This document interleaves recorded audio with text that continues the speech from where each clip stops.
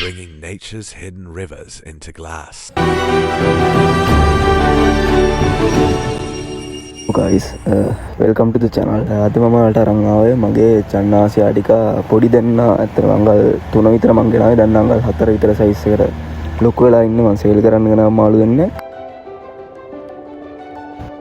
ඇත්තටම මේ බයෝටොප් එක මම පාවිච්චි කරේ ස්වභාවික හම්බෙන මුල් ගල් සහ කොළ වර්ග විතරයි. ඊට පස්සේ මං සාමාන්‍යයෙන් පැයකට වගේ පස්සේ මේකට මං එකතු කරා ඩැෆ්නියා. මේ ඩැෆ්නියා කියන්නේ අතන වතුරේ ඉන්න පොඩි මැක්කෝ జాතියක්. මේක ලයිව් ෆුඩ් එකක් විදිහට අපි පාවිච්චි කරනවා මාළු විසිතුරු මස්ත කර්මාන්තයේදී. මේක ඇත්තටම ඉතාම හොඳයි ස්කන් නෝඩ් එක. මොකද මෙයාලා ඇත්තටම වතුර ගොඩක් සෙන්සිටිව්.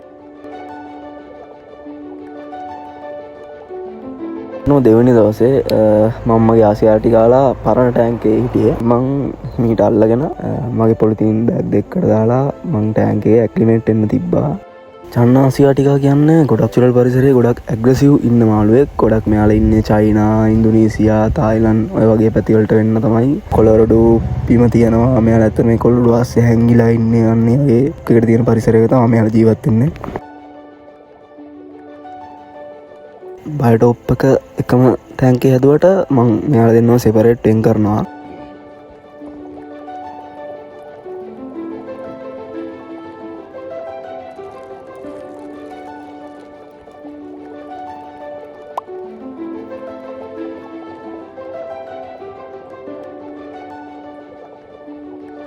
විනාඩි 20ක් විතර ඇක්ලිමේට් වුණාට පස්සේ මේ සැරේ හිමීට මේ දෙන්නවා වතුරට රිලීස් කරා.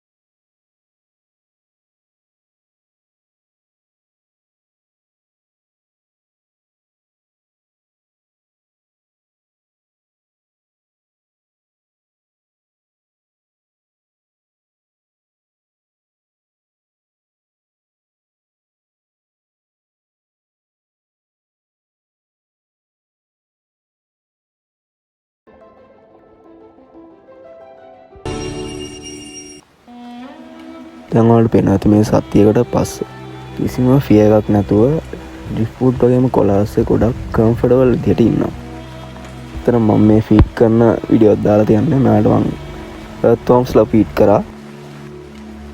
බ්ලැක් කෝට් විදියට දැන් නම් ටැංකිය හොඳටම හැදිලා තියෙනවා. කලර්ස්ුත් මාර විදියට ග්‍රෝ වෙලා